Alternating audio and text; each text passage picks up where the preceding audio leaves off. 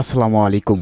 ABC আন্তর্জাতিক খবরে আপনাকে স্বাগতম। শুরুতেই সংবাদ শিরোনাম, এরপরেই বিস্তারিত। জানিয়ে দিব এই মুহূর্তে পাওয়া সর্বশেষ আন্তর্জাতিক সংবাদ। শুরুতেই শিরোনাম। সিরিয়ার কুর্দিদের বিরুদ্ধে অভিযানের হুমকি তুরস্কের। এরপরেই জানাবো ম্যাক্রনের বক্তব্য কঠোর ভাষায় প্রত্যাখ্যান করল ইরান।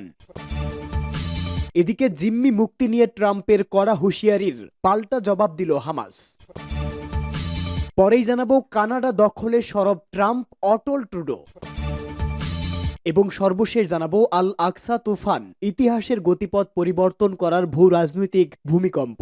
এতক্ষণ শুনছিলেন সংবাদ শিরোনাম, এবারে বিস্তারিত। তবে তার আগে প্রতিদিনের আপডেট আন্তর্জাতিক সংবাদ সবার আগে পেতে ভিডিওটিতে একটি লাইক দিয়ে চ্যানেলটি সাবস্ক্রাইব করার অনুরোধ রইল। সিরিয়ার কুর্দিদের বিরুদ্ধে অভিযানের হুমকি তুরস্কের। সিরিয়ার বাশার আল আসাদের রাজত্ব শেষ হয়েছে, সরকারে এখন বিদ্রোহীরা। এবার সিরিয়ার কুর্দিদের বিরুদ্ধে অভিযানের হুঁশিয়ারি দিয়েছে তুরস্ক। তুরস্ক সরাসরি অভিযানের হুমকি দিয়েছে সিরিয়ার কুর্দিদের। বলা হয়েছে, বাশার আল আসাদের জামানা শেষ, এবার আঙ্কারার সমস্ত শর্ত মেনে বিদ্রোহ বন্ধ না করলে কুর্দিদের বিরুদ্ধে সেনা অভিযান চালাবে তুরস্ক। তুরস্কের পররাষ্ট্রমন্ত্রী হাকান ফিদান বলেছে, কুর্দি জনযোদ্ধা বা ওয়াইপিজি শর্ত না মানলে আমরা যা করার করব। সাংবাদিকদের প্রশ্নের উত্তরে তিনি স্পষ্ট করে দেন, প্রয়োজনে সেনা অভিযান চালানো হবে সিরিয়ার কুর্দ অঞ্চলে। কুর্দিস্তান ওয়ার্কার্স পার্টি পিকেকে এর অংশ ওয়াইপিজি। দীর্ঘদিন ধরে তারা স্বতন্ত্র কুর্দি অঞ্চলের জন্য লড়াই চালাচ্ছে। তুরস্ক এদের সন্ত্রাসী বলেই মনে করেন। সিরিয়ায় দীর্ঘদিন ধরে গৃহযুদ্ধ চলেছে, অবশেষে অবসান হয়েছে আসাদ জামানার। বিশেষজ্ঞদের বক্তব্য, এই ইসলামিক বিদ্রোহীরা নতুন সরকার গঠন করেছে, তাদের মদত দিচ্ছিল তুরস্ক। সে কারণেই এত দ্রুত আসাদ সরকারের পতন হয়েছে। নতুন সরকার ক্ষমতায় আসার পরেই তাই তুরস্ক সিরিয়ার কুর্দি আন্দোলন বন্ধ করার চেষ্টা করছে এবং প্রয়োজনে বর্তমান সরকারের সাহায্য নিয়ে সিরিয়ায় ঢুকে অভিযান চালানোর পরিকল্পনা করছে। আঙ্কারার অভিযোগ, ইরাক, ইরান এবং তুরস্ক থেকে কুর্দিরা সিরিয়ার কুর্দ অঞ্চলে গিয়ে ঘাঁটি গড়েছে। তাদের দ্রুত সিরিয়া ছেড়ে চলে যেতে হবে। বাস্তব ইরাক, ইরান, তুরস্ক এবং সিরিয়া জুড়ে ছড়িয়ে আছে কুর্দিরা। এই গোটা অঞ্চল জুড়েই তারা লড়াই করছে। ম্যাক্রনের বক্তব্য কঠোর ভাষায় প্রত্যাখ্যান করল ইরান। ইসরায়েলের সমর্থনকারীদের মুখে ইরান বিরোধী বক্তব্য মানায় না। ফরাসি প্রেসিডেন্ট ইমানুয়েল ম্যাক্রনের সাম্প্রতিক ইরান বিরোধী বক্তব্যকে ভিত্তিহীন ও পরস্পর বিরোধী বলে কঠোর ভাষায় প্রত্যাখ্যান করেছে তেহরান। ইরানের পররাষ্ট্র মন্ত্রণালয়ের মুখপাত্র ইসমাইল বাকাই বলেছেন, ফরাসি প্রেসিডেন্ট আন্তর্জাতিক আদালতের পক্ষ থেকে গ্রেপ্তারি পরোয়ানা জারি করার বর্ণবাদী ইসরায়েল সরকারের পরিবর্তে আন্তর্জাতিক আইনের প্রতি সম্পূর্ণ শ্রদ্ধাশীল ইরানকে দোষারোপ করছে, যা সত্যিই দুঃখজনক। তিনি তেহরানে আরও বলেন, পশ্চিম এশিয়া অঞ্চলের শান্তি ও স্থিতিশীলতার জন্য যদি কেউ প্রকৃত হুমকি সৃষ্টি করে, সে হচ্ছে ইসরায়েল। অথচ আমেরিকা এবং ফ্রান্স সহ ইউরোপীয় কিছু দেশ তেল আবিবকে পূর্ণ সমর্থন দিয়ে যাচ্ছে। ইরানের পররাষ্ট্র মন্ত্রণালয়ের মুখপাত্র বলেন, ইহুদিবাদী সরকার প্রতিনিয়ত আঞ্চলিক দেশগুলোর বিরুদ্ধে সামরিক আগ্রাসন চালাচ্ছে এবং সম্প্রসারণকামী আচরণ করছে। সেই সঙ্গে অধিকৃত ফিলিস্তিনে জবরদখল ও হামলাই চালিয়ে যাচ্ছে। ফ্রান্সের প্রেসিডেন্ট ইমানুয়েল ম্যাক্রন তার ইরান বিরোধী বক্তব্যের পুনরাবৃত্তি করে দাবি করেছে, ইরানের পরমাণু কর্মসূচি এমন একটি অবস্থায় চলে যাচ্ছে যেখান থেকে আর তাকে ফিরিয়ে আনা সম্ভব নয়। তিনি পারস্যে বিশ্বের বিভিন্ন দেশে নিযুক্ত ফরাসি রাষ্ট্রদূতদের বার্ষিক সম্মেলনে ভাষণ দিতে গিয়ে আরও বলেন, 2015 সালে স্বাক্ষরিত পরমাণু সমঝোতা নবায়নের ব্যাপারে আলোচনায় অগ্রগতি না হলে তেহরানের উপর নিষেধাজ্ঞা পুনর্বহাল এর কথা ভাবতে হবে। এ সম্পর্কে ইসমাইল বাকাই বলেন, ইরান আন্তর্জাতিক আইনের আওতায় নিজের পরমাণু কর্মসূচি পরিচালনা করছে এবং এই কর্মসূচি আন্তর্জাতিক পরমাণু শক্তি সংস্থা বা আইএই এর তত্ত্বাবধানে পরিচালিত হচ্ছে। ইউক্রেন যুদ্ধে ইরানের হস্তক্ষেপ সাম্প্রতিক ম্যাক্রনের বক্তব্যও প্রত্যাখ্যান করে বাকাই। তিনি বলেন, বাস্তবতার বিকৃতি ঘটানোর জন্য এই ধরনের দায়িত্বজ্ঞানহীন বক্তব্য প্রদান করা হচ্ছে। জিম্মি মুক্তি নিয়ে ট্রাম্পের করা হুঁশিয়ারি, পাল্টা জবাব দিল হামাস। নিরলস প্রচেষ্টার পরও হামাসের কবজায় থাকা ইসরায়েলি জিম্মিদের পুরোপুরি মুক্ত করতে পারেনি বাইডেন প্রশাসন। এদিকে 2025 সালের 20 জানুয়ারি যুক্তরাষ্ট্রের প্রেসিডেন্ট হিসেবে হোয়াইট হাউসে অভিষেক হবে ডোনাল্ড ট্রাম্প। সেই অনুষ্ঠানের আগে যদি জিম্মিরা মুক্তি না হয়, সেক্ষেত্রে ফিলিস্তিনের স্বাধীনতাকামী সংগঠন হামাসকে ভয়াবহ পরিণতি ভোগের হুঁশিয়ারি দিয়েছেন তিনি। ট্রাম্পের এই হুঁশিয়ারির মধ্যে পাল্টা প্রতিক্রিয়া দেখিয়েছে হামাস।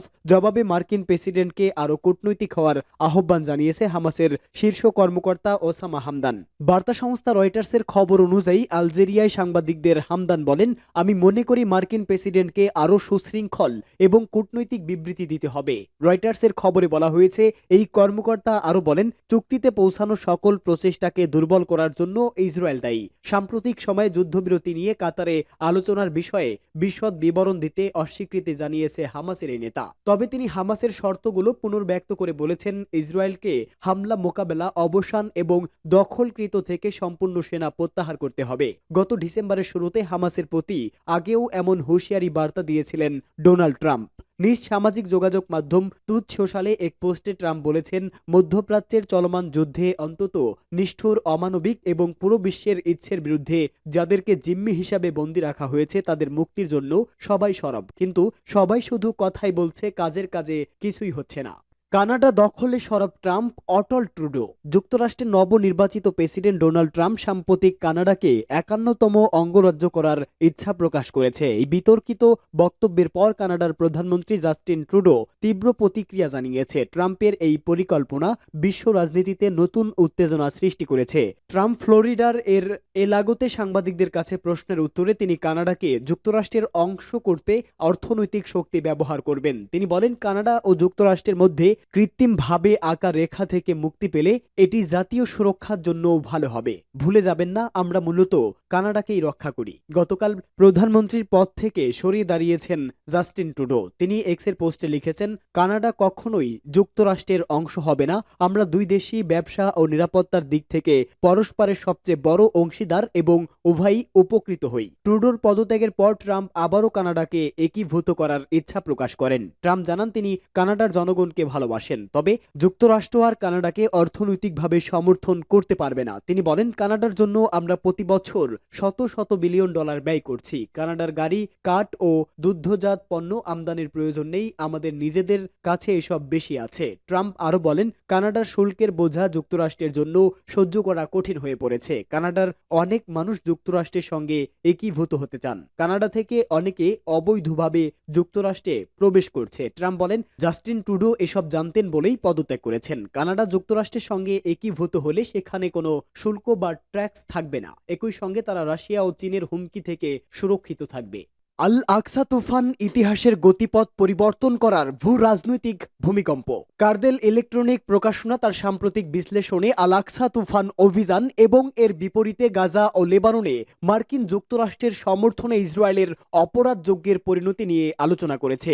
কার্দেল ইলেকট্রনিক ম্যাগাজিন তার সাম্প্রতিক বিশ্লেষণধর্মী নোটে আলোচনা করেছে যে কিভাবে আল আকসা তুফান অভিযান তৈরি করা হয়েছিল এবং এটিকে একটি ভূ রাজনৈতিক ভূমিকম্প হিসাবে ব্যাখ্যা করা হয়েছে। পার্সটুডের মতে এই বিশ্লেষণে একই সময় ইসরায়েলের যুদ্ধ বিগ্রহকে উপেক্ষা করা হয়নি এবং এটিকে সীমানা ছাড়িয়ে ব্যাপক যুদ্ধ হিসাবে উল্লেখ করা হয়েছে, যার পরিণতি পৃথিবীর সমস্ত অধিবাসীদের প্রভাবিত করবে। এই বিশ্লেষণের লেখক ঘাসান জাভাদ বিশ্বাস করেন যে আল আকসা তুফান অভিযানকে আলাদাভাবে বিশ্লেষণ করা উচিত নয়, বরং বিশ্বের অন্যান্য রাজনৈতিক ঘটনাগুলোর সঙ্গে সম্পর্কিত একটি ঘটনা হিসাবে, যেমন ইউক্রেনের যুদ্ধ, যা ভূ রাজনৈতিক ফলাফল, সেই আঙ্গিকে ব্যাখ্যা করা উচিত। সাম্প্রতিক বছরগুলোতে পরিবর্তন ও বৈশ্বিক শক্তির নতুন বিন্যাস ও উত্থান নিয়ে পশ্চিম এশিয়া উত্তেজনা বিরাজ করছে।